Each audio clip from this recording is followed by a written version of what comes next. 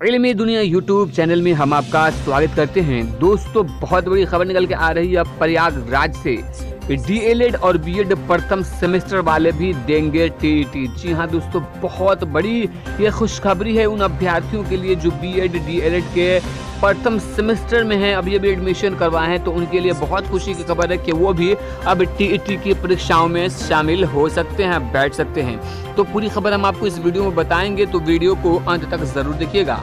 Video को शुरू करने से पहले गुजारिश है कि अगर अभी तक आपने हमारे चैनल को सब्सक्राइब नहीं किया है तो सब्सक्राइब करके बेल आइकॉन को दबा लें ताकि आने वाले लेटेस्ट वीडियोस का नोटिफिकेशन आपको मिलता रहे।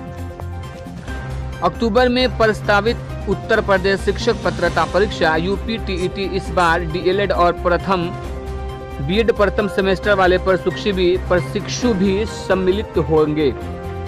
परसुइंग अपियरिंग मामले में सुप्रीम कोर्ट के 16 जुलाई के आदेश में इन प्रशिक्षुओं के परीक्षा में शामिल होने का रास्ता साफ कर दिया गया।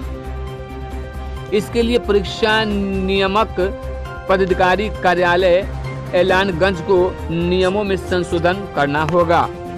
सुप्रीम कोर्ट ने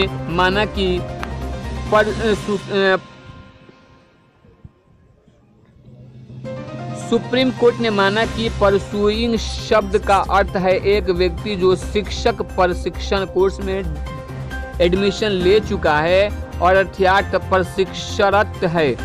परीक्षा परिणाम की घोषणा, परीक्षा में भाग लेने या फॉर्म भरने की अंतिम तिथि आदि टीईटी में भाग लेने में मापदंड नहीं हो सकते हैं। इसीलिए एक उम्मीदवार जो शिक्षक प्रशिक्षण कोर्स कर रहा है वो टीईटी में बैठने के पात्र होगा।